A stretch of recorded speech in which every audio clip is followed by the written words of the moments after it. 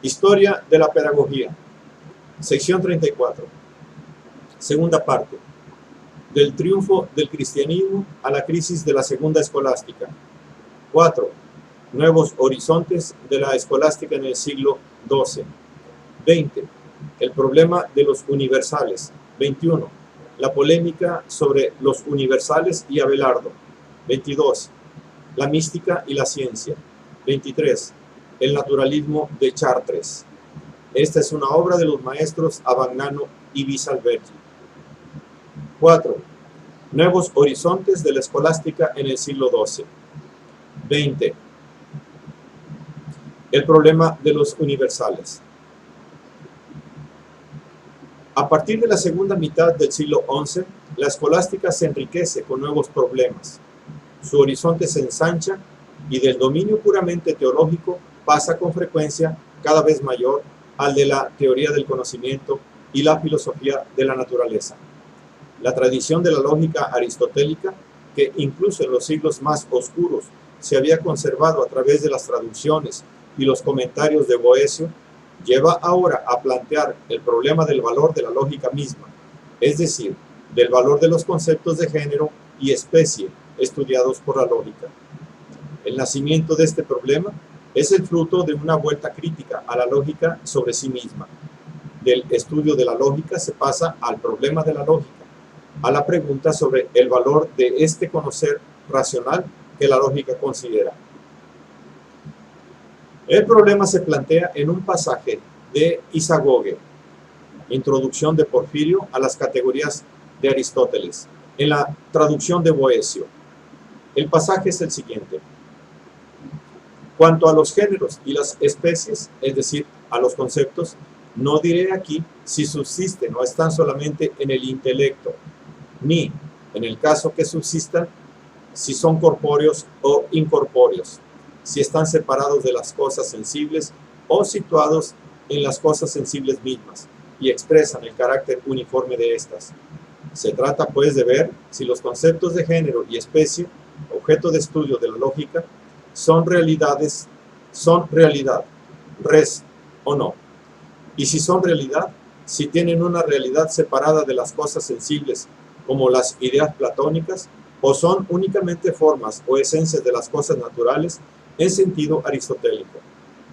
El problema concierne a la realidad que corresponde al conocimiento racional y por tanto a la verdad de dicho conocimiento.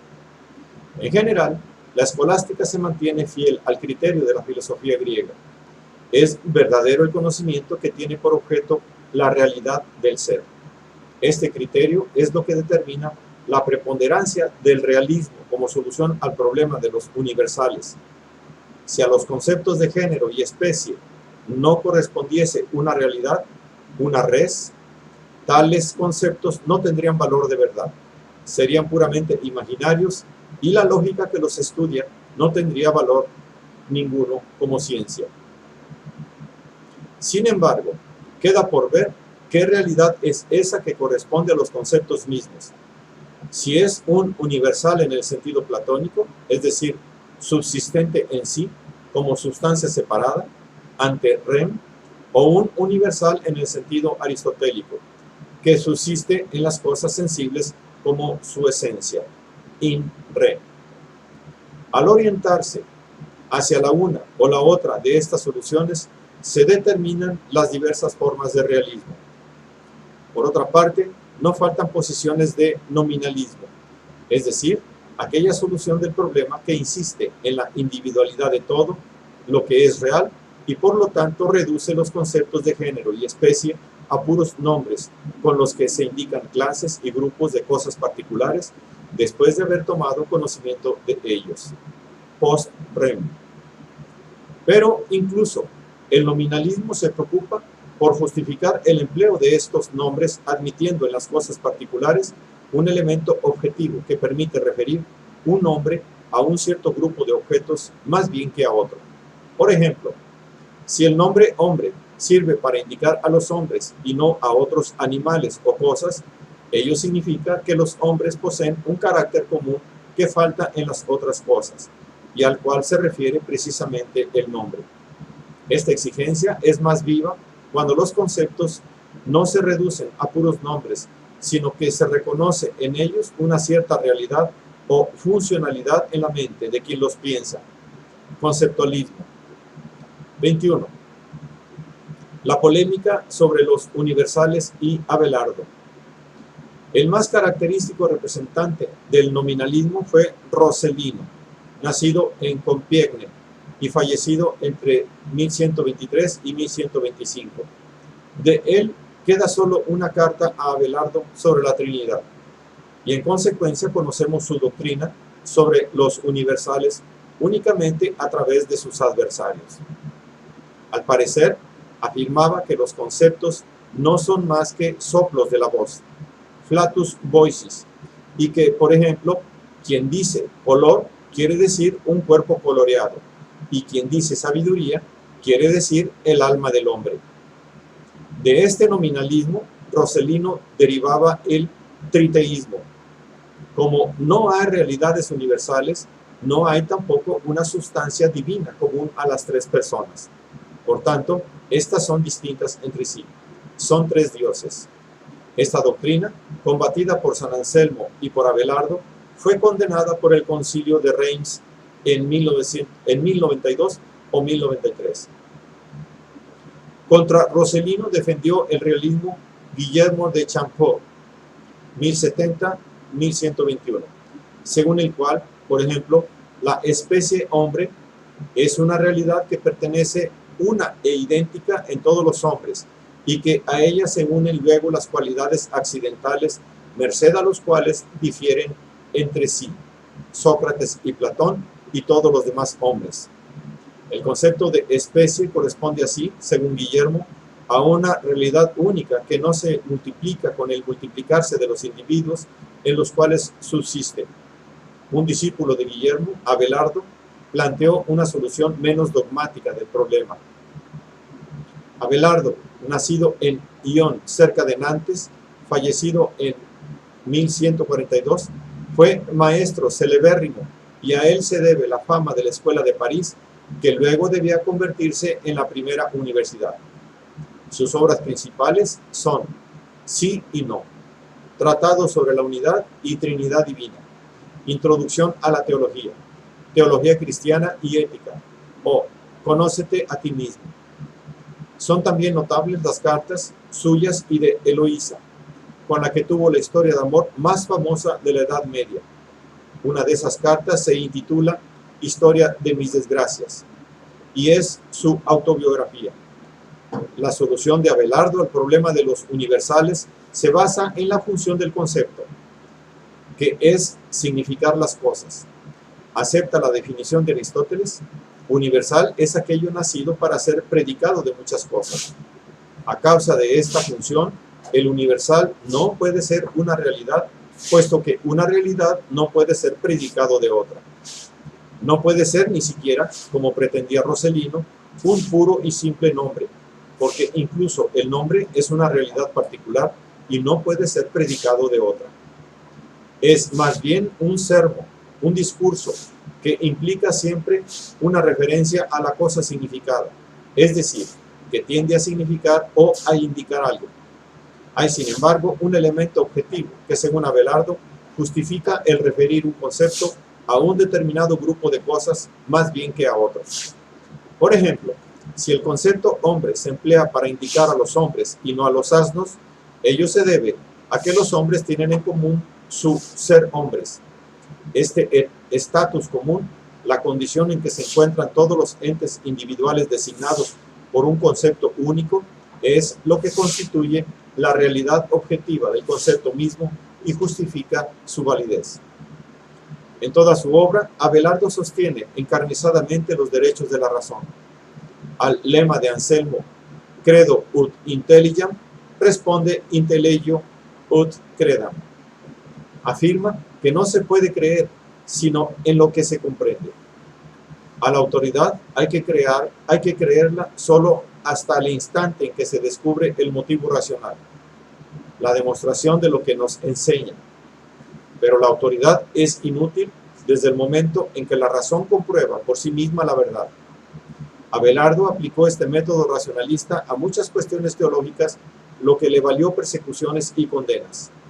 No obstante, la escolástica posterior aprovecharía el método establecido por él en su sí y no, donde confronta las soluciones opuestas que se han dado a los mismos problemas para luego discutirlas ambas y resolverlas.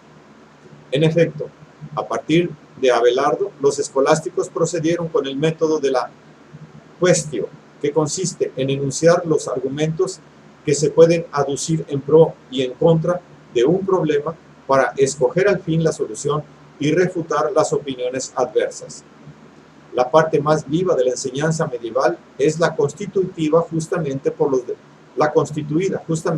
debates en que los alumnos mismos defienden o combaten ciertas tesis prefijadas, cuestiones disputae, o discuten con tema libre, cuestiones quod libetales. 22. La mística y la ciencia. El mayor adversario del racionalismo de Abelardo fue Bernardo de Clairvaux, nacido en Francia en 1091 y muerto en el claustro de Clairvaux en 1153. Para Bernardo, la indagación filosófica es inútil. Define las discusiones de los filósofos como locuacidad llena de viento y reduce la más sublime filosofía a conocer a Jesús y su crucifixión. Bernardo es el iniciador de la mística medieval, o sea, de aquella tendencia del pensamiento medieval que tiende a aproximar el hombre a Dios, no ya mediante la especulación filosófica racional, como hace la escolástica, sino mediante el ejercicio de los poderes conferidos directamente al hombre por la gracia divina. La mística es el esfuerzo por trascenderse, por vencer y anular la naturaleza finita del hombre para unirse directamente con Dios. Por consiguiente, la especulación de los místicos versa esencialmente sobre los grados progresivos del ascenso del hombre hacia Dios y sobre las condiciones que pueden favorecer esa ascensión. Sin embargo, no siempre se contrapone la mística, como sucedió con San Bernardo, a la especulación escolástica. En la abadía de los Victorinos, a la que posteriormente a San Bernardo pertenecieron los más famosos místicos medievales, la ascensión mística se considera como la continuación y coronación de la especulación filosófica. En este sentido, se pronunciaron Hugo de San Víctor, muerto en 1141, y su discípulo Ricardo, muerto en 1173, quienes delinearon los grados de la ascensión mística en el pensamiento sobre la base de la imaginación, en la mediación sobre la base de la razón y en la contemplación sobre la base de la inteligencia. En la contemplación, la mente humana se dilata sobre todas las cosas y luego se enajena, en el sentido de que se transfigura en un estado que ya nada tiene de humano y en el cual alcanza la cumbre de la contemplación, es decir, el éxtasis. Sin embargo, a estas teorías místicas se acompaña, especialmente en Hugo, un profundo interés por la ciencia. En efecto, Hugo de San Víctor es autor de un didascalion en 7 libros, de los cuales los 3 primeros versan sobre las artes y ciencias profanas. Luego Hugo se ocupa también ahí mismo de la matemática y la física, ciencias que a su juicio se constituyen en virtud de la abstracción, según la doctrina aristotélica que deduce de Abelardo. La matemática considera como aislados, por abstracción, los elementos que en las cosas naturales se encuentran confundidos unos con otros. Por ejemplo, mientras en la realidad la línea no se da sin la superficie y el volumen, la matemática considera la línea en sí, abstrayéndola de la superficie y el volumen. Ello es porque en esta ciencia la razón considera las cosas no como son, sino como pueden ser, o sea, no en sí mismas, sino como referidas a ella. De modo análogo, la física considera como diversos uno del otro, también en este caso por abstracción, los elementos que en los cuerpos del mundo se hayan confundidos, a saber, el fuego, la tierra, el agua y el aire. y juzga cada cuerpo como un producto de la composición y la fuerza de tales elementos. Estas consideraciones sobre el método de la matemática y la física son muy importantes, incluso porque son prácticamente únicas en la Edad Media. Es notable el hecho de que Hugo admita la composición atómica de los 4 elementos. También afirma el principio de la conservación de la materia, si bien en un sentido diverso del admitido en la química moderna a partir de Lavoisier, o sea, como conservación del peso, principio que refuerza con la autoridad de un verso de Percio, de nihilo nihil, nihilum nil poste reverti. San Víctor viene a ser, pues, incluso desde el punto de vista educativo, un interesante ejemplo de fusión entre intereses místico-religiosos e intereses científico-filosóficos. 23. El naturalismo de Chartres. Pero el interés por las cuestiones naturales se afirmó sobre todo en la escuela de Chartres, la que por consiguiente empieza a dedicar atención a las obras físicas de Aristóteles, hasta entonces ignoradas. Thierry de Chartres, muerto hacia 1150, que enseñó en Chartres y París y fue canciller de la Universidad de Chartres, es autor de un Heptateucon, o Manual de las 7 Artes Liberales, y de un comentario al Génesis que nos ha llegado incompleto y nos informa sobre su filosofía natural. El mundo presupone 4 causas fundamentales. Dios Padre, que es causa eficiente y crea la 4ª causa, o sea, la materia. El Hijo, o sabiduría divina, que es causa formal y ordena la materia. El Espíritu Santo, que es causa final, anima y vivifica la materia formada y ordena y une la forma con la materia. Al igual que Abelardo, Thierry identifica el Espíritu Santo con el alma del mundo de que habla el Timeo platónico. También los escritos de Guillermo de Conches, 1080 a 1145, demuestran un interés prevaleciente por la filosofía de la naturaleza. Los 4 elementos del mundo, agua, aire, tierra y fuego, se componen de partículas simples y pequeñísimas, que son invisibles y solo pueden ser captadas por la razón. Por lo demás, la física de Guillermo se inspira en el Timeo de Platón, por entonces texto de la escuela de Chartres. El Espíritu Santo es el alma que vivifica el mundo. Con esta identificación, la física platónica se injerta en el tronco de la especulación cristiana. Por el contrario, en Gilberto de la Porree, que enseñó en Chartres y París y fue obispo de Poitiers de 1142 a 1154, predomina el interés por la lógica y la gnoseología. En sus discusiones lógicas, Gilberto llegaba al extremo de aplicar al problema de la Trinidad la distinción tomada de Aristóteles entre sustancia primera y sustancia segunda, individuo y esencia. Las 3 personas son individuos distintos que tienen en común la esencia de la deidad. Ciertamente, la solución no era muy ortodoxa, pero atestiguaba un espíritu libre de prejuicios e intrépido en el afrontar racionalmente los problemas de la fe. Con la escuela de Chartres se suele conectar otras 2 importantes figuras del periodo, Juan de Salisbury y Joaquín de Fiore.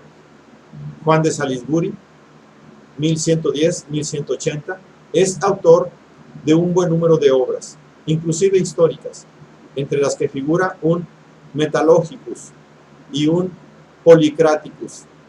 El Metalogicus es una defensa del valor y la utilidad de la lógica y contiene preciosas noticias sobre las doctrinas lógicas del tiempo. En esta obra, Juan manifiesta una orientación empirista y una prudente reserva ante todas las cuestiones que no se pueden esclarecer recurriendo a la experiencia.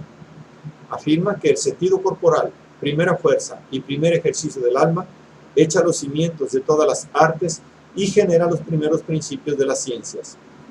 De ese modo, aparece por vez primera en este inglés del siglo XIII la orientación empirista que llegaría a ser característica a la filosofía inglesa. El Polycraticus es, por el contrario, un tratado de política, el primero del medievo. En él se afirma que el Estado es un organismo fundado por Dios sobre la base de la razón y la justicia, y en el cual el alma está representada por los eclesiásticos, la cabeza por el príncipe y los miembros por los otros órdenes de ciudadanos. Joaquín de Fiore, nacido en 1145, Dorpe Célico, cerca de Cosenza, fallecido en 1202, es una especie de profeta político. Su visión de la historia se apoya en una interpretación de la Trinidad afín a la de Guillermo de la Porrée, puesto que también él insiste en una distinción y autonomía de las personas divinas.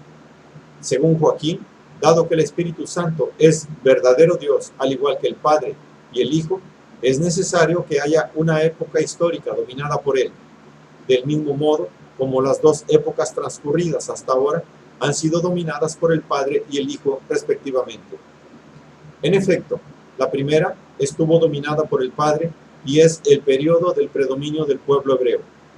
La segunda ha sido dominada por el Hijo y empieza con el Evangelio. La tercera, que habrá de venir, será dominada por el Espíritu Santo, y en ella se comprenderá por fin el significado espiritual del mensaje evangélico. Solo entonces se realizará la plena libertad espiritual, la verdad, la contemplación. Y no solo las almas, sino también los cuerpos serán transfigurados.